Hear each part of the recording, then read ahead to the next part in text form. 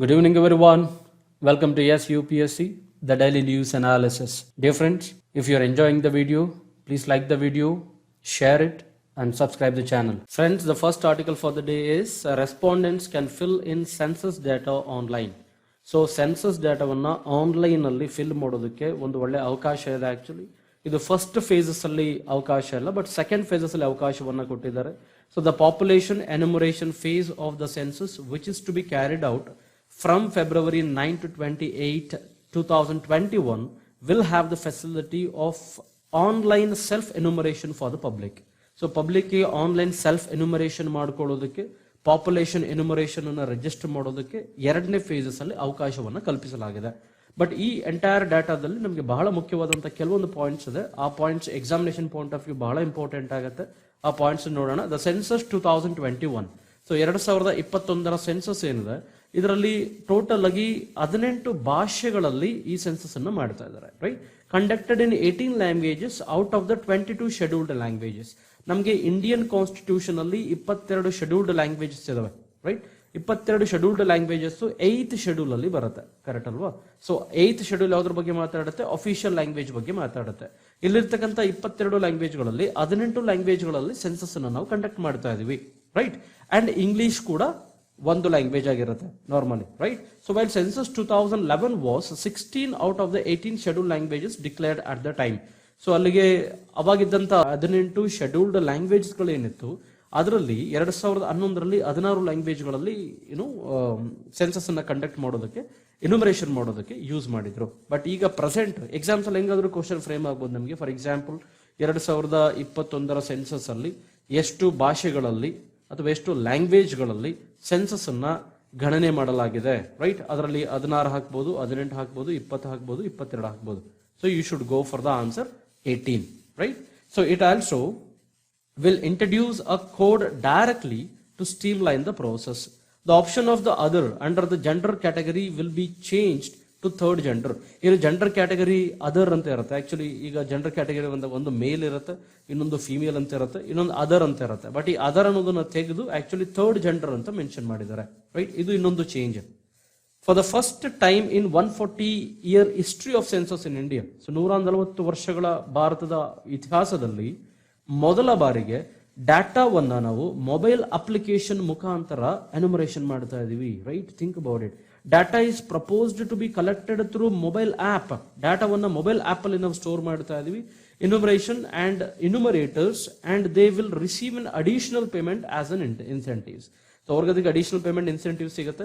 But for the first time in the 140-year history of census in India data is propose to be collected through mobile app. Mobile app ನ ಮುಖಾಂತರ ಡಾಟಾವನ್ನು collect ಮಾಡುವಂತ ಒಂದು program ಅನ್ನ ನಾವು ಅನ್ಕೊಂಡಿದೀವಿ. Right, so ಋಗ್ವೇದದಲ್ಲೂ ಕೂಡ mention ಆಗಿದೆ. Rigveda reveals that some kind of population count was maintained during 1800 to 1600 BCs in India. So 800 ವರ್ಷದಿಂದ 600 ವರ್ಷ BC ಏನಿದೆ, ಸೊ ಈ BC ನಲ್ಲಿ ಆಕ್ಚುಲಿ ಋಗ್ವೇದ ಮೆನ್ಷನ್ ಮಾಡೋ ಪ್ರಕಾರ ಅಲ್ಲಿ ಪಾಪ್ಯುಲೇಷನ್ ಕೌಂಟ್ ಕೂಡ ಮಾಡಿದ್ರು ಅಂತ ಹೇಳುತ್ತೆ. Right, think about it. ಅಲ್ಲಿಗೆ ಪಾಪ್ಯುಲೇಷನ್ ಎನ್ಯುಮರೇಷನ್ ಅಂತಕ್ಕಂಥದ್ದು ಹೊಸ ಒಂದು ಇನ್ನೋವೇಷನ್ ಅಲ್ಲ. ಬಹಳ ಹಿಂದಿನಿಂದ ಋಗ್ವೇದದ ಕಾಲದಿಂದ ಕೂಡ ಎಷ್ಟು ಜನಸಂಖ್ಯೆ ಇದೆ ಅಂತ ಹೇಳಿ ಜನಗಣತಿ ಮಾಡ್ತಾ ಬಂದಿದ್ದಾರೆ. ರೈಟ್, ಸೊ ಜನಗಣತಿ ಹೊಸದಲ್ಲ ಅನ್ನೋದು ನಾವು ತಿಳ್ಕೋಬೇಕಿಲ್ಲಿ. Right, India. ಸೊ ಎರಡನೇ important article actually which may come in GS paper 3 science and technology issues ಅಲ್ಲಿ ಬರುವುದು. India co-builder of Hawaii telescope wants it shift out of the proposed site. So present Hawaii particular islands ಅಲ್ಲಿ ಏನು ಇದನ್ನ proposals ಮಾಡಿದರೆ ಇದರಿಂದ ಜಾಗವನ್ನ ಸ್ಥಳಾಂತರ ಮಾಡಿ ಶಿಫ್ಟ್ ಮಾಡಿ ಅಂತ ಹೇಳಿ ಪ್ರಪೋಸಲ್ ಇದೆ. India partner in construction of one of the world's largest telescope in the world. So one of the world's largest telescope in the world ಅನ್ನ ನಿರ್ಮಾಣ ಮಾಡ್ತಾ ಇದ್ದಾರೆ. ಎಲ್ಲಿ ಮಾಡ್ತಾ ಇದ್ದಾರೆ ಅಂತ ಹೇಳಿದ್ರೆ Mauna Kea. So Mauna Kea, which is a dormant volcano in Hawaii. It is kind of a volcano island. ಒಂದು ವಾಲ್ಕೆನೋ ಇಂದ ಸೃಷ್ಟಿಯಾಗಿರುವಂತ ಒಂದು ದ್ವೀಪ ಆಕ್ಚುಲಿ. ರೈಟ್, ಸೊ ಮೌನಾ ಕಿಯಾ ಅಂತಕ್ಕಂಥ ದ್ವೀಪ ಇದೆ, ಆ ಒಂದು ಡಾರ್ಮೆಂಟ್ ವಾಲ್ಕೆನೋ ಇದೆ. ಹವಾಯಿನ್ ಐಲ್ಯಾಂಡ್ಸ್ ಅಂತ ಹೇಳಿದ್ರೆ ಇಟ್ ಕಮ್ಸ್ ಇನ್ USA ಅಲ್ವಾ. ಸೊ USA ನಲ್ಲಿ ಏನ್ ಬರುತ್ತೆ, ಇಲ್ಲಿ ಈ ಒಂದು ಲಾರ್ಜೆಸ್ಟ್ ಟೆಲಿಸ್ಕೋಪ್ ದೂರದರ್ಶಕ ಅಂತ ಕರಿತೀವಿ. ಈ ದೂರದರ್ಶಕವನ್ನ ಪ್ರಪಂಚದ one of the biggest telescope ಆಗಿ ನಾವೇನು ನಿರ್ಮಾಣ ಮಾಡೋದಕ್ಕೆ ಹೊರಟಿದ್ವಿ. ಅದರಲ್ಲಿ ಇಂಡಿಯಾ ಕೂಡ ಪಾರ್ಟ್ನರ್. ಸೊ ಇಲ್ಲಿ ಇಂಪಾರ್ಟೆಂಟ್ ಪಾಯಿಂಟ್ಸ್ ಏನು ಅಂತ ಹೇಳಿದ್ರೆ, one of the largest telescope in the world. ಇದರಲ್ಲಿ ಇಂಡಿಯಾ ಮೊದಲನೇದು member. So India is also partner. ಇಲ್ಲ ಟೋಟಲ್ 5 ಕಂಟ್ರೀಸ್ ಇದೆ. It's a joint venture by 5 countries. ಈ 5 ಕಂಟ್ರೀಸ್ ಅಲ್ಲಿ ಇಂಡಿಯಾ ಕೂಡ ಒಂದು. ಇದನ್ನ ಎಲ್ಲಿ ನಿರ್ಮಾಣ ಮಾಡ್ತಾ ಇದ್ದಾರೆ ಅನ್ನೋ ಜಾಗ ಬಹಳ ಇಂಪಾರ್ಟೆಂಟ್ ಆಗುತ್ತೆ, ಯಾಕೆ ಇಂಡಿಯಾ ಇದಕ್ಕೆ ಇನ್ವೆಸ್ಟರ್ಸ್ ಆಗಿರೋದ್ರಿಂದ. Mauna Kea. So Mauna Kea is a volcanic island in Hawaiian islands ಅಲ್ಲಿ, ರೈಟ್. ಹವಾಯಿನ್ ಐಲ್ಯಾಂಡ್ಸ್ ಅಲ್ಲಿ ಒನ್ ಆಫ್ ದ ಐಲ್ಯಾಂಡ್, ಇದು ದ್ವೀಪಗಳಲ್ಲಿ ಒನ್ ಆಫ್ ದ ದ್ವೀಪ, right. So the TMT are 30 metre telescope, ಇದಕ್ಕೆ 30 metre telescope ಅಂತ ಕರೀತಾರೆ. As it is called is a joint venture. ನಾವಾಗಲೇ ಹೇಳಿದಾಗ it's a joint venture by 5 countries, right. So but the total investment ಬಂದು $2 billion investment ಅನ್ನು ಇದಕ್ಕೆ ಮಾಡ್ತಾ ಇದ್ದಾರೆ, right. Think about it. The proposed site is considered secret to indigenous Hawaiians. But ಯಾಕೆ ಇದನ್ನ ಜಾಗವನ್ನು ಶಿಫ್ಟ್ ಮಾಡಿ ಅಂತ ಪ್ರಪೋಸಲ್ಸ್ ಇದೆ ಅಂತ ಹೇಳಿದ್ರೆ, ಅಲ್ಲಿರ್ತಕ್ಕಂಥ ಏನು ದೇಶವಾಸಿಗಳಿದ್ದಾರೆ ಅಥವಾ ಇಂಡಿಜಿನಸ್ ಪೀಪಲ್ ಇದ್ದಾರೆ, ಅವ್ರಿಗೆ ಇದೊಂದು ಪೂಜಾ ಭವನವಾದಂತಹ ಒಂದು ಜಾಗ, ಸೆಕ್ರಿಡ್ ಅಂದ್ರೆ ಅವ್ರ ಕಲ್ಚರ್ಗೆ ಸಂಬಂಧಪಟ್ಟಂತ, ಅವರ ಅಸ್ತಿತ್ವಕ್ಕೆ ಸಂಬಂಧಪಟ್ಟಂತ ಒಂದು ಜಾಗ. ಅದನ್ನ ಅವರು ಅದರಲ್ಲಿ ಈ ರೀತಿ ಟೆಲಿಸ್ಕೋಪ್ ಅನ್ನು ಕನ್ಸ್ಟ್ರಕ್ಷನ್ ಮಾಡೋದು ಅವ್ರಿಗೆ ಇಷ್ಟ ಇಲ್ಲ. ಆ ಜಾಗದಿಂದ ಅವರು ಶಿಫ್ಟ್ ಮಾಡಬೇಕು ಅಂತ ಹೇಳಿ ಪ್ರೊಟೆಸ್ಟ್ ಅನ್ನ ಮಾಡ್ತಾ ಇದ್ದಾರೆ, right. So India's position has been clear. ಭಾರತದ ಪೊಸಿಷನ್ ಬಹಳ ಕ್ಲಿಯರ್ ಆಗಿದೆ. We would like the project to move to an alternate site. ಅಲ್ಲಿಂದ ಬೇರೆ ಜಾಗಕ್ಕೆ ನಾವು ಶಿಫ್ಟ್ ಮಾಡಬೇಕು ಅನ್ನೋದು ನಮ್ಮ ಉದ್ದೇಶ, ರೈಟ್. ಸೊ ಏನು ಪ್ರಪೋಸ್ಡ್ ಜಾಗ ಇದೆ ಅಲ್ಲಿಂದ ಬೇರೆ ಜಾಗಕ್ಕೆ ಮಾಡಿ ಅಂತ. ಸೊ ಈ ಪ್ರಾಜೆಕ್ಟ್ ಆಕ್ಚುಲಿ ಸ್ಟಾರ್ಟ್ ಆಗಿ ತುಂಬಾ ಡಿಲೇ ಆಗ್ತದೆ, right. So nearly 5 years, right. Should be begin operations by 2025. ಇದರ ಆಪರೇಷನ್ಸ್ 2025 ವೇಳೆಗೆ ಇದು ಶುರು ಮಾಡಬೇಕು. ಬಟ್ ಈ ಪ್ರಾಜೆಕ್ಟ್ ಇನ್ನ ಡಿಲೇ ಆಗ್ತಾ ಇದೆ, right. Think about it. And ಅದಲ್ಲದೆ India has committed 200 million. India 200 million, which is about 10th of the proposed cost. ಅಲ್ಲಿಗೆ 1/10 ಆಫ್ ದ ಪ್ರಪೋಸ್ಡ್ ಕಾಸ್ಟ್ ಅಂತ ಹೇಳಿದ್ರೆ ಒಂದು 10% ಅಷ್ಟು ಇಂಡಿಯಾಸ್ ಕಾಸ್ಟ್ ಇನ್ವೆಸ್ಟ್ಮೆಂಟ್ ಇದೆ ಇದರಲ್ಲಿ. ಸೊ 200 millions ಇದು ಇನ್ವೆಸ್ಟ್ ಮಾಡೋದಕ್ಕೆ ಹೊರಟಿದೆ, right. The telescope needs 492 precisely polished mirrors. ಇದಕ್ಕೆ ಬೇಕಾಗಿರೋದು 492 ಪಾಲಿಸ್ಡ್ ಮಿರರ್ಸ್ ಬೇಕು. ಆ ಮಿರರ್ಸ್ ಅಲ್ಲಿ 83 ಮಿರರ್ಸ್ ಅನ್ನ ಇಂಡಿಯಾ ಕೊಡ್ತಾ ಇದೆ ಅಂತ ಹೇಳುತ್ತೆ ಡೀಟೇಲ್ಸ್, ರೈಟ್. ಸೊ ಇದರಲ್ಲಿ ಏನಪ್ಪ ಎಫೆಕ್ಟಿವ್ ಅಂತ ಹೇಳಿದ್ರೆ, see deeper into space. So ಸ್ಪೇಸ್ಗೆ ಡೀಪ್ ಇನ್ ಡೆಪ್ತ್ ಆಗಿ ನೋಡಬಹುದು ಅಂಡ್ ಅಬ್ಸರ್ವ್ ಕಾಸ್ಮಿಕ್ ಆಬ್ಜೆಕ್ಟ್ಸ್. ಏನು ಕಾಸ್ಮಿಕ್ ರೇಸ್ ಅಥವಾ ಕಾಸ್ಮಿಕ್ ಆಬ್ಜೆಕ್ಟ್ಸ್ ಇದಾವೆ ಅದನ್ನ ನಾವು ಬಹಳ ಕ್ಲೀನ್ ಆಗಿ ನೋಡಬಹುದು, ಕರೆಕ್ಟ್. ಸೊ ಇದು ಎಲ್ಲಿ ಎಸ್ಟಾಬ್ಲಿಷ್ ಮಾಡಿದ್ದಾರೆ ಅನ್ನೋದು Mauna Kea, Hawaii islands of USA. Think about it. So ಇದ್ರಾಗೆ ಇಂಪಾರ್ಟೆಂಟ್ ಪಿಕ್ಚರ್ಸ್ ಕೂಡ ಹಾಕಿದ್ವಿ ನಾವಿಲ್ಲಿ. ವೆನ್ ಆಪರೇಷನ್, ಇದು ಆಪರೇಷನಲ್ ಯಾವಾಗ ಆಗುತ್ತೆ ಅವಾಗ TMP will provide new observational opportunities in essentially every field of astronomy and astrophysics. So ಆಸ್ಟ್ರಾನಮಿಗೆ ಸಂಬಂಧಪಟ್ಟಂತ, ಆಸ್ಟ್ರೋಫಿಸಿಕ್ಸ್ಗೆ ಸಂಬಂಧಪಟ್ಟಂತ ಡೀಟೇಲ್ಸ್ ಗಳನ್ನ ಕಲೆಕ್ಟ್ ಮಾಡೋದಕ್ಕೆ ಈ ಟೆಲಿಸ್ಕೋಪ್, ಈ ದೂರದರ್ಶಕ ಬಹಳ ನಮಗೆ ಉಪಯೋಗ ಆಗುತ್ತೆ. ಸೊ ಆಸ್ಟ್ರಾನಮಿ ಅಂತ ಹೇಳಿದ್ರೆ ಖಗೋಳಶಾಸ್ತ್ರ ಅಥವಾ ನಕ್ಷತ್ರ ಶಾಸ್ತ್ರ ಅಂತ ಕರೀತಾರೆ, ರೈಟ್. ಅವ್ರು ಕನ್ನಡ ಎಕ್ಸ್ಪೆಕ್ಟ್ ಮಾಡ್ತಾರೆ ಅವರು, you can just go and have a look. So ಇದಕ್ಕೆ ಟೆಲಿಸ್ಕೋಪ್ ಬಗ್ಗೆ ಮಾತಾಡೋದಾದ್ರೆ ಇವತ್ತು ಹಿಂದೂ ನ್ಯೂಸ್ ಪೇಪರ್ ಅಲ್ಲಿ ಇದೆ, ಸೇಮ್ ಪಿಕ್ಚರ್ಸ್ ಇದೆ ನಮಗೆ ಆಕ್ಚುಲಿ ಈ ರೀತಿ, ರೈಟ್. ಸೊ ಇದರಲ್ಲಿ 30 meters ಇನ್ ಡಯಾಮೀಟರ್. ಇದರ ಡಯಾಮೀಟರ್ ಬಂದು 30 meters ಇರುತ್ತೆ. 492 ಸೆಗ್ಮೆಂಟ್ಸ್, ಇದರಲ್ಲಿ ಡಿಫರೆಂಟ್ ಮಿರರ್ ಸೆಗ್ಮೆಂಟ್ಸ್ ಬಂದು 492 ಡಿಫರೆಂಟ್ ಮಿರರ್ ಸೆಗ್ಮೆಂಟ್ಸ್ ಇರುತ್ತೆ. And total collected area actually collecting area ಬಂದು 655 ಸ್ಕ್ವೇರ್ ಮೀಟರ್ ಇರುತ್ತೆ, ರೈಟ್. ಇದರಲ್ಲಿ ಬಹಳ ಇಂಪಾರ್ಟೆಂಟ್ ಪಾಯಿಂಟ್ ನೀವು ನೆನ್ಪಿಡ್ಬೇಕಾಗಿರ್ತಕ್ಕಂಥದ್ದು 12 times sharper. This is 12 times sharper than that of the Hubble telescope. ನಮ್ಗೆ ಗೊತ್ತು ಹಬ್ಬಲ್ ಟೆಲಿಸ್ಕೋಪ್ ಅದು ಕೂಡ ಬಹಳ larger telescope actually. Hubble space telescope ಏನಿದೆ ಅದಕ್ಕಿಂತ 12 ಬಾರಿ ಶಾರ್ಪರ್ ಆಗಿರುತ್ತೆ, ರೈಟ್. ವಿಚ್ ಮೀನ್ಸ್ ಎಫೆಕ್ಟಿವ್ ಆಗಿರುತ್ತೆ ಅಂತ ಅರ್ಥ, right. The next article for the day is India Brazil to sign strategic action plan. So ನೆನ್ನೆ ಕೂಡ ಆರ್ಟಿಕಲ್ ನೋಡಿದ್ವಿ ನಾವು. ಇಂಡಿಯಾ ಸ್ಟ್ರಾಟಜಿಕ್ ಆಕ್ಷನ್ ಪ್ಲಾನ್ ಅನ್ನ ಪರ್ಟಿಕ್ಯುಲರ್ಲಿ ಹೆಲ್ತ್ ಸೆಕ್ಟರ್ ಅಲ್ಲಿ ಮಾಡಬೇಕಾಗುತ್ತೆ ಬ್ರೆಜಿಲ್ ಜೊತೆಗೆ ಅಂತ. ಬಟ್ ಅದನ್ನ ಬಿಟ್ಟು ಕೆಲವೊಂದು ಇಂಪಾರ್ಟೆಂಟ್ ಇಶ್ಯೂಸ್ ಇದೆ ಇವತ್ತು, ಅದನ್ನ ನಾವು ಡಿಸ್ಕಸ್ ಮಾಡೋಣ. ಸೊ ಇದರಲ್ಲಿ strategic partnership with an action plan and sign a bilateral investment treaty. So BIT ಅಂತ ಕರಿತೀವಿ, ಇದನ್ನ ನೆನ್ಪಿಟ್ಕೊಳ್ಳಿ. BIT ಇಂಡಿಯಾ ಆಕ್ಚುಲಿ ಇದನ್ನ ಈ ಒಂದು ಹೊಸ ಟ್ರಿಟಿಯನ್ನ ಶುರು ಮಾಡ್ತಾರೆ ಆಕ್ಚುಲಿ. ಅದ್ರ ಬಗ್ಗೆ ಡೀಟೇಲ್ಸ್ ನೆಕ್ಸ್ಟ್ ಸ್ಲೈಡ್ಸ್ ಅಲ್ಲಿ ಹೇಳ್ತೀನಿ ನಾನು. So bilateral investment treaty when Brazilian president Jair Bolsonaro visits as a chief guest of Republic Day. ನಾನು ಅವಾಗಲೇ ಹೇಳಿದಾಗೆ ಲಾಸ್ಟ್ ಡೇ ಕೂಡ ಹೇಳಿದ್ವಿ, ಈ ವರ್ಷದ 2020 republic day 26th of January ನಡೆಯುತ್ತೆ. ಅದಕ್ಕೆ ಚೀಫ್ ಗೆಸ್ಟ್ ಆಗಿ ಬರ್ತಾ ಇರ್ತಕ್ಕಂಥದ್ದು ಬ್ರೆಜಿಲ್ನ ಪ್ರೆಸಿಡೆಂಟ್, ಅವರ ಹೆಸರು Jair Bolsonaro, right. Jair Bolsonaro ಅವರ ಹೆಸರು. ರಿಪಬ್ಲಿಕ್ ಡೇ ಫಂಕ್ಷನ್ಗೆ ಬ್ರೆಜಿಲಿಯನ್ ಪ್ರೆಸಿಡೆಂಟ್ ಬರ್ತಾ ಇದ್ದಾರೆ, right. So think about it. ಇಲ್ಲಿ ಬಂದಾಗ ಅವ್ರ ಜೊತೆಗೆ India and Brazil bilateral investment treaty ಅನ್ನ ಸೈನ್ ಮಾಡುವಂತ ಸಂದರ್ಭ ಇದೆ. The bilateral investment treaty will be one of the first that the Modi government will sign since 2015. 2015 ಆದ್ಮೇಲೆ ಬಯಲಾಟ್ರಲ್ ಇನ್ವೆಸ್ಟ್ಮೆಂಟ್ ಟ್ರಿಟಿಯನ್ನ ನಾವು ಫಸ್ಟ್ ಟೈಮ್ ಮೊದಲ ಬಾರಿಗೆ ಆಕ್ಚುಲಿ ಬ್ರೆಜಿಲ್ ಜೊತೆಗೆ ಸೈನ್ ಮಾಡ್ತಾ ಇದ್ವಿ when it decided to scrap all existing treaties with 83 countries. So ಇದಕ್ಕಿಂತ ಮುಂಚೆ ಕೆಲವೊಂದು ಎಕ್ಸಿಸ್ಟಿಂಗ್ ಟ್ರಿಟೀಸ್ ಇತ್ತು, ಅದೆಲ್ಲದು ಸುಮಾರು ಒಂದು 83 ಕಂಟ್ರಿಗಳ ಜೊತೆ ಇದ್ದು ನಾವು ಸ್ಕ್ರಾಪ್ ಮಾಡಿದ್ವಿ. ಸ್ಕ್ರಾಪ್ ಮಾಡಿ ಹೊಸದೊಂದು ನ್ಯೂ ಮಾಡೆಲ್ ಅನ್ನು ಅಡಾಪ್ಟ್ ಮಾಡ್ಕೊಂಡಿದ್ವಿ. ಆ ನ್ಯೂ ಮಾಡೆಲ್ಗೆ BIT ಅಂತ ಕರಿತೀವಿ. ಆ ನ್ಯೂ ಮಾಡೆಲ್ಗೆ BIT ಅಂತ ಹೇಳಿದ್ರೆ ಬೈಲ್ಯಾಟ್ರಲ್ ಇನ್ವೆಸ್ಟ್ಮೆಂಟ್ ಟ್ರಿಟಿ ಅಂತ. ಮುಂಚೆಲ್ಲ ಬೇರೆ ಬೇರೆ ಇತ್ತು, memorandum of understanding, so many commitments were there, so many agreements were there, ತುಂಬಾ ಜೆಂಟಲ್ಮೆನ್ ಅಗ್ರಿಮೆಂಟ್ಸ್ ಇತ್ತು. ಅದೆಲ್ಲದನ್ನು ತೆಗೆದು ಮಾಡೆಲ್ BIT ಅಂತ ಇಂಟ್ರೊಡ್ಯೂಸ್ ಮಾಡಿದ್ವಿ, ಬೈಲ್ಯಾಟ್ರಲ್ ಇನ್ವೆಸ್ಟ್ಮೆಂಟ್ ಟ್ರಿಟಿ ಅಂತ, right. So Brazil and India will also exchange social security agreement. ಒಂದು social security agreement ಕೂಡ ಇಲ್ಲಿ ಎಕ್ಸ್ಚೇಂಜ್ ಮಾಡಬೇಕಾಗುತ್ತೆ. Think about it. So social security agreement India and Brazil ಯಾವ ಉದ್ದೇಶಕ್ಕೋಸ್ಕರ sign ಮಾಡ್ತಾ ಇದ್ದಾರೆ? ಪೆನ್ಷನ್ ಫಂಡ್ಗೆ ಸಂಬಂಧಪಟ್ಟಂತೆ ಸೈನ್ ಮಾಡ್ತಾ ಇದ್ದಾರೆ. ಕ್ವಶನ್ ಹಿಂಗೆ ಬರೋದು. ಸೊ ಇಂಡಿಯಾ ಮತ್ತು ಬ್ರೆಜಿಲ್ ಸೋಷಿಯಲ್ ಸೆಕ್ಯೂರಿಟಿ ಅಗ್ರಿಮೆಂಟ್ ಅನ್ನ ಯಾವ ಉದ್ದೇಶಕ್ಕೋಸ್ಕರ ಸೈನ್ ಮಾಡಿದ್ದಾರೆ? ಸರ್, ಪೆನ್ಷನ್ ಫಂಡ್ಗೋಸ್ಕರ ಸೈನ್ ಮಾಡಿದ್ದಾರೆ, right. Investment in each others pension funds. ಅಲ್ಲಿಗೆ ನಮ್ಮ ದೇಶದ ಪೆನ್ಷನ್ ಫಂಡ್ ಮೇಲೆ ಅವ್ರು ಇನ್ವೆಸ್ಟ್ ಮಾಡೋದು, ನಾವು ಅವ್ರ ಪೆನ್ಷನ್ ಫಂಡ್ ಮೇಲೆ ಇನ್ವೆಸ್ಟ್ ಮಾಡೋದಂಥದ್ದು. To help businesses process and encourage flow of investment. ಅಲ್ಲಿಗೆ ಏನಾಗುತ್ತೆ, ಈಚ್ ಅದರ್ ಕಂಟ್ರಿಗೆ, ನಮ್ಮ ದೇಶದಿಂದ ಅವ್ರ ದೇಶಕ್ಕೆ, ಅವ್ರ ದೇಶದಿಂದ ನಮ್ಮ ದೇಶಕ್ಕೆ free flow of investment free ಆಗಿ ಫ್ಲೋ ಆಗುತ್ತೆ ಅಂತ. So BIT is a ಟ್ರಿಟಿ between 2 countries. BIT ಅಂತ ಹೇಳಿದ್ರೆ 2 ಕಂಟ್ರಿಗಳ ನಡುವನ ಒಂದು ಟ್ರಿಟಿ ಅಂತ ಕರೀತಾರೆ. That sets out provide certain basic protections. ಇಲ್ಲಿಗೆ basic protections to the investors. So ಮುಂಚೆ ಎಲ್ಲ ಇನ್ವೆಸ್ಟರ್ಸ್ಗೆ ಪ್ರೊಟೆಕ್ಷನ್ ಇರಲಿಲ್ಲ ಅಂತ ಅರ್ಥ ಅಲ್ಲ, ಬಟ್ ಇದೊಂದು ಗ್ಯಾರಂಟಿಡ್ ಪ್ರೊಟೆಕ್ಷನ್. ಅಲ್ಲಿಗೆ ನಮ್ಮ ದೇಶದಿಂದ ಯಾರು ಬ್ರೆಜಿಲ್ಗೆ ಹೋಗಿ ಇನ್ವೆಸ್ಟ್ ಮಾಡ್ತಾರೋ ಅವ್ರಿಗೊಂದು ಗ್ಯಾರಂಟಿ ಇರುತ್ತೆ, ಬ್ರೆಜಿಲ್ ಇಂದ ಇಂಡಿಯಾ ಬಂದು ಯಾರು ಇನ್ವೆಸ್ಟ್ ಮಾಡ್ತಾರೋ ಅವ್ರಿಗೂ ಒಂದು ಗ್ಯಾರಂಟಿ ಇರುತ್ತೆ, ಕರೆಕ್ಟ್. ಈ ರೀತಿ ಒಂದು ಪ್ರೊಟೆಕ್ಷನ್ ಇನ್ವೆಸ್ಟರ್ಸ್ಗೆ ಕೊಡುವಂತ ಪ್ರೊಟೆಕ್ಷನ್ ಪಾಲಿಸಿ ಇದೆ actually, right. Think about it. Of one state investing in another, right.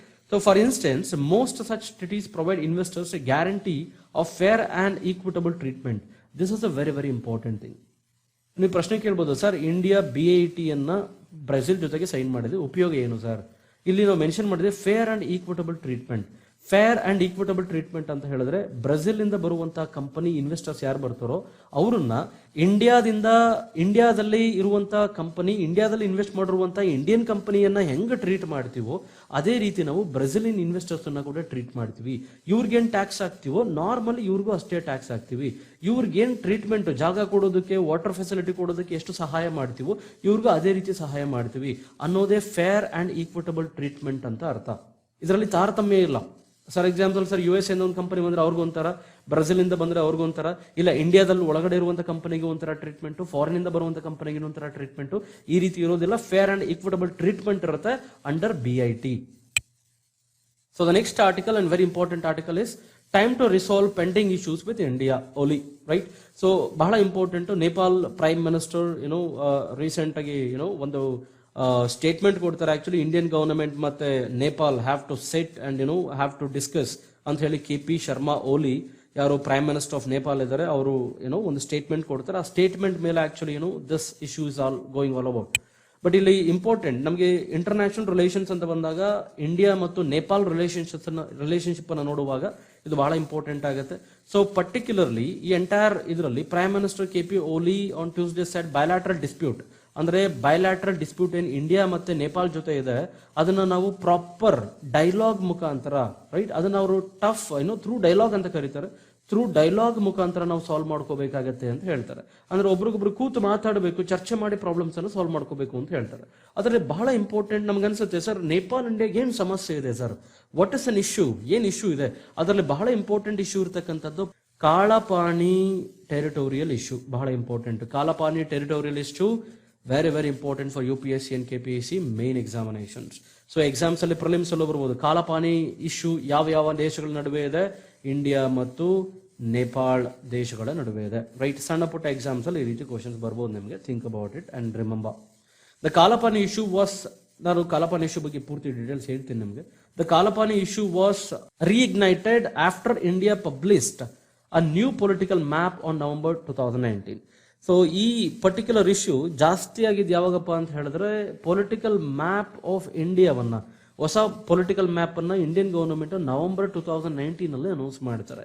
Including Jammu and Kashmir, Siachen glacier, ಏನ್ ಸಿಯಾಚಿನ್ ರೀಜನ್ ಇದೆ, ಏನು ನಮ್ಮ ಜಮ್ಮು ಕಾಶ್ಮೀರ್ ರೀಜನ್ ಇದೆ, ಇಲ್ಲಿ ಪಾಕಿಸ್ತಾನ್ ಆಕ್ಯುಪೈಡ್ ರೀಜನ್ ಇದೆ, ಎಂಟೈರ್ ಇದೆಲ್ಲದನ್ನು ಕವರ್ ಮಾಡಿ, ತವಾಂಗ್ ರೀಜನ್ ಏನು ಅರುಣಾಚಲ್ ಪ್ರದೇಶ್ ರೀಜನ್ ಇದೆ ಇದನ್ನು ಕವರ್ ಮಾಡಿ, ಕಾಳಪಾನಿ ರೀಜನ್ ಅನ್ನು ಕೂಡ ಕವರ್ ಮಾಡಿ, ಆಕ್ಚುಲಿ ಎಂಟೈರ್ ರೀಜನ್ಸ್ ಅನ್ನು ಕವರ್ ಮಾಡಿ ಪೊಲಿಟಿಕಲ್ ಮ್ಯಾಪ್ ಅನ್ನ November 2019 government of India propose ಮಾಡುತ್ತೆ, ರೈಟ್. ಸೊ ಅದರಲ್ಲಿ ಗವರ್ನಮೆಂಟ್ ಆಫ್ ಇಂಡಿಯಾ ಕ್ಲೈಮ್ ಮಾಡುತ್ತೆ it is continued the position of the territory as a part of Uttarakhand. ಅಲ್ಲಿಗೆ ಕಾಲಪಾನಿ ಅನ್ನುವಂತ ಒಂದು ಜಾಗವನ್ನ ಅದು ಉತ್ತರಾಖಂಡ್ಗೆ ಸೇರುತ್ತೆ ಅಂತ ಹೇಳಿ ಗವರ್ನಮೆಂಟ್ ಆಫ್ ಇಂಡಿಯಾ ಅನೌನ್ಸ್ ಮಾಡುತ್ತೆ. ಇವತ್ತಿಗೂ ಕೂಡ ಅದನ್ನ ಅಡ್ಮಿನಿಸ್ಟ್ರೇಷನ್ ಮಾಡ್ತಾ ಇರೋದು ಇಂಡಿಯನ್ ಗವರ್ನಮೆಂಟ್. ಬಟ್ ನೇಪಾಳ ಹೇಳ್ತಾ ಇರೋದು ಕಾಲಪಾನಿ ಏನ್ ರೀಜನ್ ಇದೆ ಅದು ನೇಪಾಳಿಗೆ ಸೇರ್ಬೇಕು ಅಂತ. ಇಂಡಿಯಾ ಹೇಳ್ತಾ ಇದೆಯಲ್ಲ ಹಿಸ್ಟಾರಿಕಲ್ ನಮ್ ಜೊತೆ ಇದೆ ಅದಕ್ಕೆ ನಮ್ಗೆ ಸೇರ್ಬೇಕು ಅಂತ ಇಂಡಿಯಾ ಹೇಳ್ತಾ ಇದೆ. ಈ ರೀತಿ ಬಾರ್ಡರ್ ಡಿಸ್ಪ್ಯೂಟ್ಗೆ ಈ ಕಾಲಪಾನಿ ಅಂತಕ್ಕಂಥ ರೀಜನ್ ಒಂದು ಇಶ್ಯೂ ಆಗಿದೆ. Think about it. In response, India maintained that the political map depicted India's sovereign territory accurately. India ಹೇಳ್ತಾ ಇದೆ ನಮ್ಮ ಸಾವರೆನ್ ಟೆರಿಟರಿ ಏನಿದೆ ಅದನ್ನ ಅಕ್ಯುರೇಟ್ ಆಗಿ ನಾವು ಡಿಕ್ಲೇರ್ ಮಾಡಿದೀವಿ, ಅದರಲ್ಲಿ ಯಾವುದೇ ರೀತಿ ತಾರತಮ್ಯ ಇಲ್ಲ ಅಂತ ಇಂಡಿಯಾ ಹೇಳ್ತಾ ಇದೆ. So in the same time ಎರಡು ವಿಷಯಗಳನ್ನ ಇಲ್ಲಿ ಎಕ್ಸ್ಪರ್ಟ್ಸ್ಗಳನ್ನ ನೆನಪಿಸ್ಕೋತಾರೆ. ಒಂದು ಏನು ನೇಪಾಳಲ್ಲಿ ಅರ್ಥಕ್ವೇಕ್ ಆದಾಗ ಇಂಡಿಯಾ ಬಹಳ ಹೆಚ್ಚು ಕಾಂಟ್ರಿಬ್ಯೂಷನ್ ಮಾಡಿತ್ತು, ಸಹಾಯ ಮಾಡಿತ್ತು. ಅದರಲ್ಲೂ ಪರ್ಟಿಕ್ಯುಲರ್ಲಿ ಗೋರ್ಖಾ ಮತ್ತು ನವಕೋಟ್ ಡಿಸ್ಟಿಕ್ಗಳಿಗೆ ತುಂಬಾ ಸಹಾಯ ಮಾಡಿತ್ತು. ಆ ಗೋರ್ಖಾ ಮತ್ತು ನವಕೋಟ್ ಅನ್ನೋ ಡಿಸ್ಟಿಕ್ಗಳಿಗೆ ಹೌಸ್ ಮನೆಗಳನ್ನ ಕನ್ಸ್ಟ್ರಕ್ಷನ್ ಮಾಡೋದಕ್ಕೆ ಬಹಳ ಹೆಚ್ಚು ಸಹಾಯ ಮಾಡಿತ್ತು ಅಂತ ನೆನ್ಪಿಟ್ಕೋತಾರೆ, ರೈಟ್. ಸೊ ಕಾಳಪಾನಿ ಇಶ್ಯೂ ಅಂತ ಹೇಳಿದ್ರೆ let us see the details. Kalapani is a valley, ಇದು ಪರ್ಟಿಕ್ಯುಲರ್ಲಿ ಒಂದು ವ್ಯಾಲಿ, ಇದು administered by India. So Kalapani is a valley, ಒಂದು ವ್ಯಾಲಿ ಆಕ್ಚುಲಿ ಅದು. ಆ ವ್ಯಾಲಿಯನ್ನ ಅಡ್ಮಿನಿಸ್ಟ್ರೇಷನ್ ಮಾಡ್ತಾ ಇರ್ತಕ್ಕಂಥದ್ದು present India as a part of Pithoragarh district. ಯಾವ district? Pithoragarh district of Uttarakhand. So ಉತ್ತರಾಖಂಡಿನ ಪಿಥೋರ್ಗರ್ ಡಿಸ್ಟ್ರಿಕ್ಟ್ಗೆ ಭಾರತದಲ್ಲಿ ಇದು ಸಂಬಂಧಪಡುತ್ತೆ ಅಂತ ನಾವು ಕ್ಲೈಮ್ ಮಾಡಿದೀವಿ ಅಂಡ್ ನಾವೇ ಅದನ್ನ ಅಡ್ಮಿನಿಸ್ಟ್ರೇಷನ್ ಕೂಡ ಮಾಡ್ತಾ ಇದೀವಿ. It is situated on the Kailash Mansarovar route. ಬಹಳ ಇಂಪಾರ್ಟೆಂಟ್ 4 ಪಾಯಿಂಟ್ ಕೊಟ್ಟಿದ್ದೀನಿ ಇಲ್ಲಿ. ಮೊದಲನೇದು ಕಾಲಪಾನಿ ಇಸ್ ಅ ವ್ಯಾಲಿ, ಎರಡನೇದು ಅಡ್ಮಿನಿಸ್ಟ್ರೇಟ್ ಬೈ ಇಂಡಿಯಾ, ಮೂರನೇದು ಪಿಥೋರ್ಗಢ್ ಡಿಸ್ಟ್ರಿಕ್ಟ್ ಆಫ್ ಉತ್ತರಾಖಂಡ್, ನಾಲ್ಕನೇದು ಇದೆಲ್ಲ ಬರುತ್ತೆ ಅಂತ ಹೇಳಿದ್ರೆ ಕೈಲಾಶ್ ಮಾನವ ಸರೋವರ್ ರೂಟ್ ಇದೆಯಲ್ಲ ಆ ರೂಟ್ ಅಲ್ಲಿ ಬರುತ್ತೆ. ಸೊ ಇದ್ರ ಹತ್ರ ಇರುವಂತ ಇಂಪಾರ್ಟೆಂಟ್ ನದಿ ಯಾವ್ದಪ್ಪ? ಯಾವುದು ಕಾಲಪಾನಿ ರೀಜನ್ ಅನ್ನ ಇಂಡಿಯಾಗೆ ಸೇರಿಸಿ ಅಥವಾ ನೇಪಾಲ್ಗೆ ಡಿಮಾರ್ಕೇಶನ್ ಮಾಡ್ತಕ್ಕಂಥ ಗಡಿ ಯಾವ್ದಪ್ಪ? ಯಾವ ನದಿನಪ್ಪ ಅಂತ ಹೇಳಿದ್ರೆ ಆ ನದಿಗೆ ಕಾಲಿ ರಿವರ್ ಅಂತ ಕರಿತೀವಿ. Think about it. Kali river. The Kali river is the Kalapani in the Kalapani region demarcates the border between India and Nepal. Kali river ಇದೆಯಲ್ಲ ಇದು ಭಾರತ ಮತ್ತು ನೇಪಾಲ್ ನಡುವಿನ ಬಾರ್ಡರ್ ನ ಡಿಮಾರ್ಕೇಶನ್ ಹಿಂಗೆ ಫ್ಲೋ ಆಗುತ್ತೆ. ಹಿಂಗ್ ಫ್ಲೋ ಆದಾಗ ಈ ಕಡೆಗೆ ಇಂಡಿಯಾ, ಈ ಕಡೆಗೆ ನೇಪಾಲ್, ರೈಟ್. ಈ ರೀತಿ ಈ ರಿವರ್ ಇಂದ ಬರ್ತಕ್ಕಂಥ ಈ ಬಾರ್ಡರ್ ಈ ಪೋರ್ಷನ್ಸ್ ಅನ್ನ ಇಂಡಿಯಾ ಅಂತ ಕರಿತೀವಿ, ಈ ಪೋರ್ಷನ್ಸ್ ನೇಪಾಲ್ ಅಂತ ಕರಿತೀವಿ, ರೈಟ್. ಹಿಸ್ಟಾರಿಕಲಿ ಹಂಗೆ ಅದು ಡಿಸೈಡ್ ಆಗಿರೋದು. ಬಟ್ ಇವಾಗ ರಿವರ್ ಏನಾಗಿದೆ, ರಿವರ್ ಎಷ್ಟೋ ವರ್ಷಗಳ ನಂತರ ಅದು ತನ್ನ ಕೋರ್ಸ್ ಚೇಂಜ್ ಮಾಡುತ್ತೆ. ಒಂದೇ ಜಾಗದಲ್ಲಿ ಹರಿತಾ ಇರಲ್ಲ, ಅದು ಬೇರೆ ಕಡೆ ಕೋರ್ಸ್ ಚೇಂಜ್ ಮಾಡುತ್ತೆ. ಅವಾಗ ಏನಾಗುತ್ತೆ, ಬಾರ್ಡರ್ ಚೇಂಜ್ ಆಗುತ್ತೆ, ಡಿಸ್ಪ್ಯೂಟೆಡ್ ಅರೈಸ್ ಆಗುತ್ತೆ. The treaty of Sugauli signed by the kingdom of Nepal. ಬಹಳ ಇಂಪಾರ್ಟೆಂಟ್ ನೆನ್ಪಿಟ್ಕೊಳ್ಳಿ. Treaty of Sugauli, the treaty of Sugauli signed between by the kingdom of Nepal. ನೇಪಾಳಿನ ಕಿಂಗ್ಡಮ್ ಮತ್ತೆ ಬ್ರಿಟಿಷ್ ಇಂಡಿಯಾ ಇಬ್ರು ಸೇರಿ ಸೈನ್ ಮಾಡಿರ್ತಾರೆ. ಅದರ ಪ್ರಕಾರ after the Anglo Nepalese war ಆದ್ಮೇಲೆ ಸೈನ್ ಮಾಡಿರ್ತಾರೆ 1816ರಲ್ಲಿ, ಅಂದ್ರೆ 1816 located the Kali river as Nepal's western boundary with India. ಅದರಲ್ಲಿ ಏನ್ ಡಿಕ್ಲೇರ್ ಮಾಡಿರ್ತಾರೆ ಅಂತ ಹೇಳಿದ್ರೆ ಕಾಲಿ ರಿವರ್ ನ ನೇಪಾಲ್ಸ್ ನ ವೆಸ್ಟರ್ನ್ ಬೌಂಡ್ರಿ ವಿತ್ ಇಂಡಿಯಾ ಅಂತ ಹೇಳಿ ಡಿಕ್ಲೇರ್ ಮಾಡಿರ್ತಾರೆ. ಸೊ ಇದಕ್ಕೆ ನಾವು ಸ್ಟಿಕ್ ಆನ್ ಆಗಿದ್ದೀವಿ, we are claiming that, right. So but river course change ಆಗಿರೋದ್ರಿಂದ ಪ್ರಾಬಲಿ ಕಾನ್ಫ್ಲಿಕ್ಟ್ ಜಾಸ್ತಿ ಆಗಿದೆ ಅಂತ ಹೇಳ್ಬೋದು, right. So discrepancy in location in the source of river led to the boundary dispute. ನಾವೆಲ್ಲ ಹೇಳಿದಾಗೆ ಸೊ ರಿವರ್ ಕೋರ್ಸ್ ಏನ್ change ಆಗಿದೆ ಅದರಿಂದ ಬೌಂಡ್ರಿ ಡಿಸ್ಪ್ಯೂಟ್ ಆಗೋದಕ್ಕೆ ಕಾರಣ ಆಗಿದೆ. ಸೊ ಮ್ಯಾಪ್ ಅಲ್ಲಿ ನೀವು ಲೊಕೇಟ್ ಮಾಡೋದಾದ್ರೆ here we have India. So ಇಂಡಿಯಾದಲ್ಲಿ ಇಲ್ಲಿ ಉತ್ತರಾಖಂಡ್ ನಾವು ನೋಡ್ತಾ ಇದೀವಿ. This is Uttarakhand region, right. ಇಲ್ಲಿ ನೇಪಾಲ್ ಇದೆ, right. Think about it. So ಇಲ್ಲಿ ಪೀಪಲ್ ರಿಪಬ್ಲಿಕ್ ಆಫ್ ಚೈನಾ, ಇದು ಚೈನಾ. ಸೊ ಈ ರೀಜನ್ ಏನ್ ಯೆಲ್ಲೋ ಡಾಟ್ ಅಲ್ಲಿ ನಾವು ನಿಮಗೆ ಯೆಲ್ಲೋ ಸರ್ಕಲ್ ಅಲ್ಲಿ ಮೆನ್ಷನ್ ಮಾಡಿದೀವಿ, ಈ ರೀಜನ್ ಅಲ್ಲಿ ಇದು ಕಾಲಪಾನಿ. ದಿಸ್ ರೀಜನ್ ಇಲ್ಲಿ ಬರ್ತಾ ಇದೆ, ಕಾಲಪಾನಿ ಹೆಸರು ಮೆನ್ಷನ್ ಮಾಡಿದೀವಿ. This is a point. ಈ ಜಾಗ ಇದೆಯಲ್ಲ ಇದು ಕಾಲಪಾನಿ ರೀಜನ್, ರೈಟ್. ಸೊ ಕಾಲಿ ರಿವರ್ ನೋಡಿ, ಕಾಲಿ ರಿವರ್ ಒಂದು ಕೋರ್ಸ್ ಇಲ್ಲಿ ಫ್ಲೋ ಆಗುತ್ತೆ, ಇನ್ನೊಂದು ಕೋರ್ಸ್ ಇಲ್ಲಿ ಫ್ಲೋ ಆಗುತ್ತೆ, right. Probably one more course ಇಲ್ಲಿ ಫ್ಲೋ ಆಗುತ್ತೆ, ಕರೆಕ್ಟ್. ಸೊ ಇಲ್ಲೇ ಡಿಸ್ಪ್ಯೂಟ್ ಅರೈಸ್ ಆಗಿರ್ತಕ್ಕಂಥದ್ದು, ರೈಟ್. ಸೊ ಇದರ ರಿವರ್ ಕೋರ್ಸ್ ಡಿಫರೆನ್ಸಸ್ ಅಲ್ಲಿ ಈಗ ಫಾರ್ ಎಕ್ಸಾಂಪಲ್ ಈ ಕೋರ್ಸ್ ಮುಂಚೆ ಇಲ್ಲಿತ್ತು ಅನ್ಸುತ್ತೆ, ಆಮೇಲೆ ಇಲ್ಲಿ ಶಿಫ್ಟ್ ಆಗಿರ್ಬೋದು, ವಾಟ್ ಎವರ್. ರಿವರ್ ಕೋರ್ಸ್ಗಳು ನಾವು ಹಿಸ್ಟಾರಿಕಲಿ ಅದಕ್ಕೆಲ್ಲ ನಾವು ಪಿಕ್ಚರ್ಸ್ ಇಟ್ಕೊಂಡಿಲ್ಲ, ಅದು ಇಲ್ಲೇ ಹರಿತಾ ಇತ್ತು ಹೀಗೆ ಇತ್ತು ಅಂತ ಹೇಳೋದಕ್ಕೆ, ರೈಟ್. ಸೊ ಇದರಿಂದ ಡಿಸ್ಪ್ಯೂಟ್ ಕ್ರಿಯೇಟ್ ಆಗಿದೆ. ಬಟ್ ಇಂಡಿಯಾ ಈ ಜಾಗವನ್ನು ಬಿಡೋದಕ್ಕೆ ರೆಡಿ ಇಲ್ಲ, because this is a very very important place for India. ಹೆಂಗೆ ಸರ್, ಇಲ್ಲಿ ಇಂಡಿಯಾ ಇದೊಂದು ತ್ರಿಜಂಕ್ಷನ್, ಇಂಡಿಯಾ, ನೇಪಾಲ್ ಮತ್ತೆ ಚೈನಾ, 3 ಕಂಟ್ರಿಗಳ ಮಧ್ಯದಲ್ಲಿ ಬರ್ತಕ್ಕಂಥ ಒಂದು ಜಾಗ. ಅಂಡ್ ಇದು ಸ್ವಲ್ಪ ಹೈಯೆಸ್ಟ್ ಪ್ಲೇಸ್ ಅಲ್ಲಿದೆ, ಎತ್ತರದ ಪ್ರದೇಶದಲ್ಲಿದೆ. ನಾವ್ ಇಲ್ಲಿಂದ ಏನಾದ್ರೂ ಚೈನೀಸ್ ಏನಾದ್ರೂ ನಮಗೆ ಅಟ್ಯಾಕ್ ಮಾಡೋಕ್ ಬಂದ್ರೆ, ಇಲ್ಲಿಂದ ನಾವು ಅಟ್ಯಾಕ್ ಮಾಡಿದ್ರೆ ಅವ್ರನ್ನ ಬಹಳ ಈಸಿಯಾಗಿ ಸೋಲಿಸಬಹುದು, ಬಿಕಾಸ್ ಇಟ್ಸ್ ಅಪ್ಪರ್ ಲ್ಯಾಂಡ್. ಇದು ಲ್ಯಾಂಡ್ ಬಂದು ಹೈ ಲ್ಯಾಂಡ್ ಆಗಿದೆ. ಡೌನ್ಗೆ ಚೈನಾ ಬರುತ್ತೆ. ಚೈನಾ ಮಿಲಿಟರಿ ಇಲ್ಲಿಂದ ಕ್ಲೈಮ್ ಮಾಡ್ತಾ ಬಂದ್ರೆ ನಾವು ಇಲ್ಲಿಂದ ಅವ್ರನ್ನ ಈಸಿಯಾಗಿ ಅಟ್ಯಾಕ್ ಮಾಡ್ಬೋದು. ಸೊ ಅದಕ್ಕೆ ಇಂಡಿಯಾ ಸ್ಟ್ರಾಟಜಿಕಲಿ ಮಿಲಿಟರಿಲಿ ಇದು ಬಹಳ ಇಂಪಾರ್ಟೆಂಟ್ ಪ್ಲೇಸ್ ಅಂತ ಹೇಳಿ ನಾವು ಬಿಟ್ಕೊಡೋದಕ್ಕೆ ರೆಡಿ ಇಲ್ಲ, right? So first of all Kalapani is a place belongs to India, right? So think about it. ಈ ಇಷ್ಟು ವಿಷಯಗಳು ನೀವು ನೆನ್ಪಿಟ್ಕೊಳ್ಳಿ. The next article is Supreme Court for curbs on powers of speakers. So ಬಹಳ ಇಂಪಾರ್ಟೆಂಟ್. ಈ entire issue ಬಂದು ನಮಗೆ 10th schedule ಗೊತ್ತು. 10th ಶೆಡ್ಯೂಲ್ ಅಲ್ಲಿ ಆಂಟಿ ಡಿಫೆಕ್ಷನ್ ಲಾ ಅಂತ ಇದೆ. ಸೊ 10th ಶೆಡ್ಯೂಲ್ ಅಲ್ಲಿ ಇರ್ತಕ್ಕಂಥ ಆಂಟಿ ಡಿಫೆಕ್ಷನ್ ಲಾನ ಸುಪ್ರೀಂ ಕೋರ್ಟ್ ಕ್ವಶನ್ ಮಾಡ್ತಾ ಇದೆ. ಆಂಟಿ ಡಿಫೆಕ್ಷನ್ ಲಾ ಅಂಡರ್ ಅಲ್ಲಿ MP ಗಳನ್ನ ಮತ್ತು MLAಗಳನ್ನ, ಏನು MP ಗಳು ಲೋಕಸಭಾ ರಾಜ್ಯಸಭಾ ಇರಬಹುದು ಅಥವಾ MLAs ಸ್ಟೇಟ್ ಲೆಜಿಸ್ಲೇಟಿವ್ ಅಸೆಂಬ್ಲೀಸ್ ಅಲ್ಲಿ ಇರಬಹುದು, ವಿಧಾನಸಭಾ ವಿಧಾನ ಪರಿಷತ್ ಅಲ್ಲಿ, ಅವ್ರನ್ನ ಡಿಸ್ಕ್ವಾಲಿಫೈ ಮಾಡ್ತಕ್ಕಂಥ ಅಧಿಕಾರ ಸ್ಪೀಕರ್ಗಿದೆ, ಕರೆಕ್ಟ್? ಸುಪ್ರೀಂ ಕೋರ್ಟ್ ಏನ್ ಕ್ವಶನ್ ಮಾಡ್ತಿದೆ ಅಂತ ಹೇಳಿದ್ರೆ, ಒಬ್ಬ ವ್ಯಕ್ತಿ ಯಾರು ಸ್ಪೀಕರ್ MLAಗಳು ಕ್ವಾಲಿಫೈಡ್ ಡಿಸ್ಕ್ವಾಲಿಫೈಡ್ ಅಂತ ಹೇಳಿ ಆಂಟಿ ಡಿಫೆಕ್ಷನ್ ಆಧಾರದ ಮೇಲೆ ಹೆಂಗೆ ಡಿಸೈಡ್ ಮಾಡ್ತಾರೆ? ಇದಕ್ಕೆ ಒಂದು ಪ್ರಾಪರ್ ಮ್ಯಾನೇಜ್ಮೆಂಟ್ ಬೇಕು, ಒಂದು ಫೋರಂ ಬೇಕು, ಒಂದು ಕಮಿಟಿ ಬೇಕು, ಕರೆಕ್ಟ್? ಈಗ ಅದಕ್ಕೆ ಸುಪ್ರೀಂ ಕೋರ್ಟ್ ಉದಾಹರಣೆ ಹೇಳ್ತಾರೆ. ಸುಪ್ರೀಂ ಕೋರ್ಟ್ ಜಡ್ಜಸ್ ಅನ್ನ ನೀವು ರಿಮೂವ್ ಮಾಡಬೇಕು ಅಂತ ಹೇಳಿದ್ರೆ ಯಾರು ರಿಮೂವ್ ಮಾಡ್ತಾರೆ? ಸುಪ್ರೀಂ ಕೋರ್ಟ್ ಜಡ್ಜಸ್ ಅನ್ನ chief justice of India remove ಮಾಡಿದ್ರೆ ಹೆಂಗಿರುತ್ತೆ? ಅವ್ರು ರಿಮೂವ್ ಮಾಡ್ತಾರ? ಇಲ್ಲ. ಸುಪ್ರೀಂ ಕೋರ್ಟ್ ಜಡ್ಜಸ್ ಅನ್ನ ಪಾರ್ಲಿಮೆಂಟ್ ಥ್ರೂ ಇಂಪೀಚ್ಮೆಂಟ್ ರಿಮೂವ್ ಮಾಡ್ತಾರೆ, ಮಹಾಭಿಯೋಗದ ಮುಖಾಂತರ ರಿಮೂವ್ ಮಾಡ್ತಾರೆ, ಕರೆಕ್ಟ್ ಅಲ್ವಾ? ಸೊ ಈ ಎಂಟೈರ್ ಇಶ್ಯೂಗೆ ಸಂಬಂಧಪಟ್ಟಂತೆ ಸುಪ್ರೀಂ ಕೋರ್ಟ್ ಒಡ್ಡಿ ಕೊಟ್ಟಿರ್ತಕ್ಕಂಥದ್ದು. ಅಲ್ಲಿಗೆ ಸ್ಪೀಕರ್ ಒಬ್ಬರೇ ಕೂಡ ಇದನ್ನ ಡಿಸೈಡ್ ಮಾಡೋದು ಬೇಡ, ಇದಕ್ಕೊಂದು ಕಮಿಟಿಯನ್ನ ಮಾಡಬೇಕು, ಇದಕ್ಕೊಂದು ಫೋರಮ್ ಅನ್ನ ಮಾಡಬೇಕು, ಇದಕ್ಕೊಂದು ಟ್ರಿಬ್ಯುನಲ್ ಅನ್ನ ಮಾಡಬೇಕು. ಆ ಟ್ರಿಬ್ಯುನಲ್ ಅಲ್ಲಿ ಸರ್ಟನ್ ಕೋರ್ಟ್ಸ್ ಜಸ್ಟಿಸ್ಗಳು ಇರ್ತಾರೆ, ಅವರು ಮೆಂಬರ್ ಆಫ್ ಪಾರ್ಲಿಮೆಂಟ್ ಅಥವಾ MLAs disqualification aunty defection law under ಅಲ್ಲಿ ಹೆಂಗ್ ಡಿಸ್ಕ್ವಾಲಿಫಿಕೇಶನ್ ಆದ್ರೂ ಅವ್ರು ಡಿಸ್ಕ್ವಾಲಿಫಿಕೇಶನ್ ಆದ್ರ ಇಲ್ವಾ ಅಂತ ಅವ್ರು ಡಿಸೈಡ್ ಮಾಡ್ತಾರೆ ಅಂತ ಸುಪ್ರೀಂ ಕೋರ್ಟ್ ಹೇಳ್ತಾ ಇದೆ, right? So the Supreme Court on Tuesday asked Parliament to attend the Constitution to strip Legislative Assembly Speaker of their exclusive power to decide whether the legislature should be disqualified under the anti-defection law. ಅಂದ್ರೆ supreme court parliament ಕೇಳ್ತಾ ಇದೆ, ಇದಕ್ಕೊಂದು proper ಆದಂತಹ ಒಂದು ಲಾವನ್ನ ಮಾಡಿ ಅಥವಾ ಒಂದು stripe ಅನ್ನ ಮಾಡಿ ಲೆಜಿಸ್ಲೇಟಿವ್ ಸ್ಪೀಕರ್ಸ್ ಯಾರಿದಾರೋ ಅವರು ಆಂಟಿ ಡಿಫೆಕ್ಷನ್ ಲಾ ಅನ್ನ ಡಿಸೈಡ್ ಮಾಡೋದು ಹೌ ಫ್ರೂಟ್ಫುಲ್ ಇಟ್ ಈಸ್, ಅದು ಎಷ್ಟು ಸರಿಯಾಗಿ ಅಂತ ಹೇಳಿ ಪ್ರಶ್ನೆ ಮಾಡ್ತಾ ಇದಾರೆ, ರೈಟ್? ಅನ್ ಇಂಡಿಪೆಂಡೆಂಟ್ ಟ್ರಿಬ್ಯುನಲ್, ಇದಕ್ಕೆ ಸಂಬಂಧಪಟ್ಟಂತೆ ಒಂದು independent tribunal out to be appointed instead to determine the fate of the MPs and MLAs. ಅದಕ್ಕೋಸ್ಕರ ಒಂದು ಇಂಡಿಪೆಂಡೆಂಟ್ ಟ್ರಿಬ್ಯುನಲ್ ಅನ್ನು ನೀವು ಸೆಟಪ್ ಮಾಡಿ. ಸೊ ಆ ಇಂಡಿಪೆಂಡೆಂಟ್ ಟ್ರಿಬ್ಯುನಲ್ MPs ಅಥವಾ MLAs ಅವರು ಪಕ್ಷಾಂತರ ಮಾಡಿದಾಗ ಅವರು ಆಂಟಿ ಡಿಫೆಕ್ಷನ್ ಲಾದಲ್ಲಿ ಅಂಡರ್ ಅಲ್ಲಿ ಅವರು ಡಿಸ್ಕ್ವಾಲಿಫೈ ಆಗ್ತಾರ ಅಲ್ವಾ ಅಂತ ಡಿಸೈಡ್ ಮಾಡೋದು ಈ ಇಂಡಿಪೆಂಡೆಂಟ್ ಟ್ರಿಬ್ಯುನಲ್ ಆಗಿರಬೇಕು. ಬರೀ ಒಬ್ರು ಸ್ಪೀಕರ್ ಮಾತ್ರ ಡಿಸೈಡ್ ಮಾಡೋದು ಬೇಡ ಅಂತ ಕೋರ್ಟ್ ಹೇಳುತ್ತೆ. So this is the second time in the in as many months that the court has highlighted the issue of taking away the disqualification power under the 10th schedule from the speaker. So ಇದು ಮೊದಲನೇ ಬಾರಿ ಅಲ್ಲ, ಎರಡನೇ ಬಾರಿ actually court ಹೇಳ್ತಾ ಇರೋದು. ಏನ್ disqualification power ಇದೆ, ಈ ಡಿಸ್ಕ್ವಾಲಿಫಿಕೇಶನ್ ಪವರ್ ಅನ್ನ MP ಗಳಿಗೆ ಅಥವಾ MLAsಗೆ 10th ಶೆಡ್ಯೂಲ್ ಇಂದ ಸ್ಪೆಸಿಫಿಕಲಿ ಸ್ಪೀಕರ್ ನ ಅಧಿಕಾರದಿಂದ ಅದನ್ನ ತೆಗಿಬೇಕು ಅಂತ ಹೇಳಿ ಎರಡನೇ ಬಾರಿ ಮೆನ್ಷನ್ ಮಾಡಿದೆ ಅಂತ ಹೇಳ್ತಾರೆ. Speaker who cannot stay aloof from the pressure and wishes his political party does not deserve occupy this chair. ಅಲ್ಲಿಗೆ ಹೇಳೋ ಪ್ರಕಾರ ಏನಂತ ಹೇಳಿದ್ರೆ, ಸ್ಪೀಕರ್ ಆಬ್ವಿಯಸ್ಲಿ ಯಾವುದೋ ಒಂದು ರೂಲಿಂಗ್ ಪಾರ್ಟಿಯಿಂದ ಎಲೆಕ್ಟ್ ಆಗಿರ್ತಾರೆ, ಕರೆಕ್ಟ್? ಅಪೋಸಿಷನ್ MLAಗಳನ್ನ ಅಥವಾ ಅಪೋಸಿಷನ್ MP ಗಳನ್ನ ಅವ್ರು ಈಸಿಯಾಗಿ ಡಿಸ್ಕ್ವಾಲಿಫೈ ಮಾಡಿಬಿಡ್ತಾರೆ, ಆಂಟಿ ಡಿಫೆಕ್ಷನ್ ಆಧಾರವನ್ನು ತೋರಿಸಿ ಈಸಿಯಾಗಿ ಡಿಸ್ಕ್ವಾಲಿಫಿಕೇಶನ್ ಮಾಡ್ತಾರೆ. ಅದಕ್ಕೆ best example Karnataka state legislatures ಏನು ಡಿಸ್ಕ್ವಾಲಿಫೈ ಆಗಿದ್ರು ಅದೊಂದು ಬೆಸ್ಟ್ ಎಕ್ಸಾಂಪಲ್ ಅಂತ ತಗೋಬಹುದು, ಕರೆಕ್ಟ್ ಅಲ್ಲ? ಒಂದು ರೂಲಿಂಗ್ ಪಾರ್ಟಿ ಅಪೋಸಿಷನ್ ಪಾರ್ಟಿಯ ಮೆಂಬರ್ಸ್ ಅನ್ನ ಡಿಸ್ಕ್ವಾಲಿಫಿಕೇಶನ್ ಮಾಡ್ತಕ್ಕಂಥದ್ದು, ಅಥವಾ ಅವರೇನಾದ್ರೂ ಅವರ ವಿರುದ್ಧವಾಗಿ ನಡ್ಕೊಂಡಾಗ ಏನು ಕಾಂಗ್ರೆಸ್ ಮೆಂಬರ್ಸ್ ಅದನ್ನ ನಾವು BJPಗೆ ಜಾಯಿನ್ ಆಗ್ತೀವಿ ಅಂತ ಹೇಳಿ ಅವರು ಮನ್ಸು ಮಾಡಿ ಹೊಟ್ಟಾಗ ಅದನ್ನ ಡಿಸ್ಕ್ವಾಲಿಫಿಕೇಶನ್ ಅಂತ ಹೆಂಗೆ ಸ್ಪೀಕರ್ ಡಿಕ್ಲೇರ್ ಮಾಡ್ತಾರೋ, ಕರ್ನಾಟಕ ಇಶ್ಯೂ ನಿಮ್ಗೆಲ್ಲ ಗೊತ್ತು, ರೈಟ್? ಅದನ್ನೊಂದು ಎಕ್ಸಾಂಪಲ್ ಆಗಿ ತಗೊಳ್ಳಿ ನೀವು. ಸೊ ಅದನ್ನ ಸುಪ್ರೀಂ ಕೋರ್ಟ್ ಎಕ್ಸಾಂಪಲ್ ಆಗಿ ಇಟ್ಕೊಂಡು ಮಾತಾಡ್ತಾ ಇದ್ದಾರೆ. ಸ್ಪೀಕರ್ ಒಬ್ಬರೇ ಒಬ್ಬ MP ಅಥವಾ MLAಯನ್ನ ಡಿಸ್ಕ್ವಾಲಿಫೈ ಮಾಡ್ತಕ್ಕಂಥದ್ದು ಸರಿಯಲ್ಲ ಅಂತ ಹೇಳ್ತಕ್ಕಂಥದ್ದು, ರೈಟ್?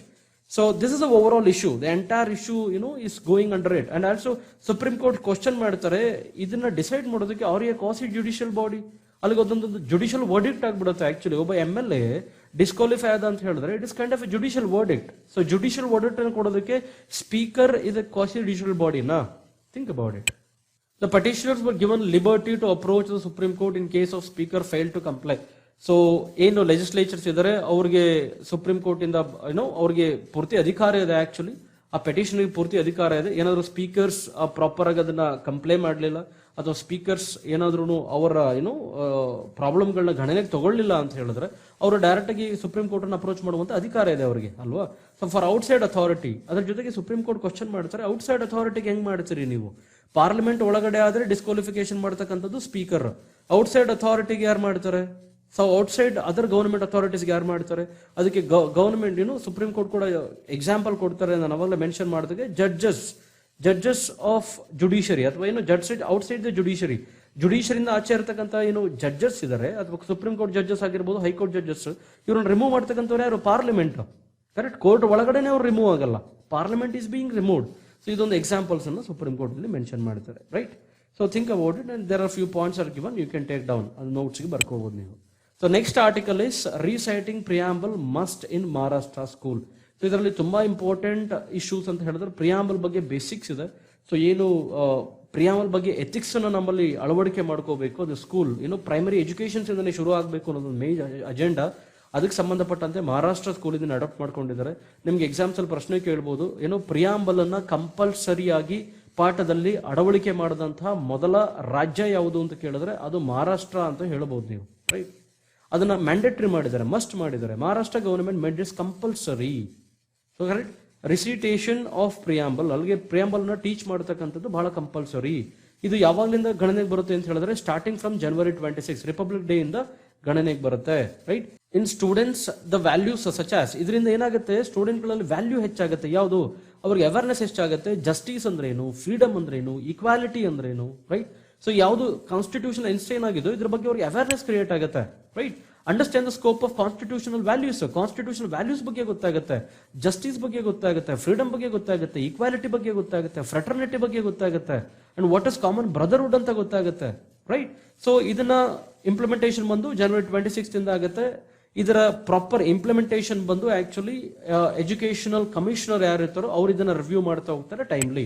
ರೈಟ್. ಸೊ ಪ್ರಿಯಾಂಬಲ್ ಬಗ್ಗೆ ಬೇಸಿಕ್ ಹೇಳೋದಾದ್ರೆ the preamble of the Constitution of India is brief introductory statement. ಇದೊಂದು ಇಂಟ್ರಡಕ್ಟರಿ ಸ್ಟೇಟ್ಮೆಂಟ್, ಒಂದು ಪ್ರಸ್ತಾವನೆ ಅಂತ ಕರಿಬಹುದು, ಪೀಠಿಕೆ ಅಂತ ಕರಿಬಹುದು. And sets out the guiding purposes. So guiding purposes ಅನ್ನ ಹೇಳುತ್ತೆ. ಇದು ಕೆಲವೊಂದು ಪ್ರಿನ್ಸಿಪಲ್ಸ್ ಗಳನ್ನ, ತತ್ವಗಳನ್ನ ಹೇಳುತ್ತೆ, ಫಿಲಾಸಫಿಯನ್ನ ಹೇಳುತ್ತೆ. ಅಂಡ್ ಆಫ್ ದ ಕಾನ್ಸ್ಟಿಟ್ಯೂಷನ್ ಅನ್ನ, ಫಿಲಾಸಫಿಯನ್ನ, ತತ್ವವನ್ನ, ಅದರ ಒಂದು ವಾಟ್ ಎಕ್ಸಾಕ್ಟ್ಲಿ ದ ಕಾನ್ಸ್ಟಿಟ್ಯೂಷನ್ ಅನ್ನುವಂತ ಒಂದು ಪೀಠಿಕೆಯನ್ನ ಈ ಪ್ರಿಯಾಂಬಲ್ ಹೇಳುತ್ತೆ ಅಂತ ಹೇಳ್ತೀವಿ. Right. Preamble gives an idea about the following. Preamble ಯಾವುದ್ರ ಬಗ್ಗೆ ಐಡಿಯಾ ಕೊಡುತ್ತೆ ಅಂತ ಹೇಳಿದ್ರೆ source of the Constitution source ಏನು, ಅದರ ಭಂಡಾರ ಏನು, nature of the state. So overall state in the sense ಅದು ಗವರ್ನಮೆಂಟ್. ಆ ಗವರ್ನಮೆಂಟ್ ನೇಚರ್ ಏನು, ಆ ನೇಚರ್ ಹೆಂಗಿರಬೇಕು, ಅದು ವೆಲ್ಫೇರ್ ಆಗಿರಬೇಕು, what kind of state it is, ಅದರ ಬಗ್ಗೆ ಇಂಡಿಕೇಶನ್ ಕೊಡುತ್ತದ. A statement of its objective, ಇದರ ಮುಖ್ಯ ಉದ್ದೇಶಗಳೇನು ಅಂತ ಹೇಳಿ ತೋರಿಸುತ್ತೆ. Right. The date of it's adoption, ಯಾವಾಗ ಇದನ್ನು ಅಡಾಪ್ಟ್ ಮಾಡ್ಕೊಂಡ್ವಿ ಅನ್ನೋ ಡೇಟ್ ಅನ್ನ ಮೆನ್ಷನ್ ಆಗಿದೆ. ಅದರ objectives of Indian state objectives ಏನು? Justice, equality, liberty, fraternity. ಯಾವ ತರದ justice? Social justice first, economic justice, political justice, woman men ಇಬ್ರಿಗೂ ಕೂಡ ಸಿಗಬೇಕು, ಬಡವನಿಗೂ ಸಿಗಬೇಕು, ಎಸ್ಸಿಗೆ ಸಿಗಬೇಕು, ಎಸ್ಟಿಗೆ ಸಿಗಬೇಕು, OBCಗೆ ಸಿಗಬೇಕು. Right. So this is social, economic and political justice. And equality of status of opportunity, ಎಲ್ರಿಗೂ ಸಮಾನವಾದಂತಹ ಹಕ್ಕಿರಬೇಕು. ಕರೆಕ್ಟ್. ಸೊ ನಾವು ಅದನ್ನ ಮುಂದೆ ಫಂಡಮೆಂಟಲ್ ರೈಟ್ ಅಲ್ಲೂ ಹೇಳ್ತೀವಿ ಸರ್. ಆರ್ಟಿಕಲ್ 14 ಹೇಳ್ತೀವಿ, ಆರ್ಟಿಕಲ್ 15 ಹೇಳ್ತೀವಿ, ಆರ್ಟಿಕಲ್ 16 ಹೇಳ್ತೀವಿ, ಎಲ್ರಿಗೂ ಜಾಬ್ ಅಲ್ಲಿ ಈಕ್ವಲ್ ಆಪರ್ಚುನಿಟಿ ಕೊಡಬೇಕು.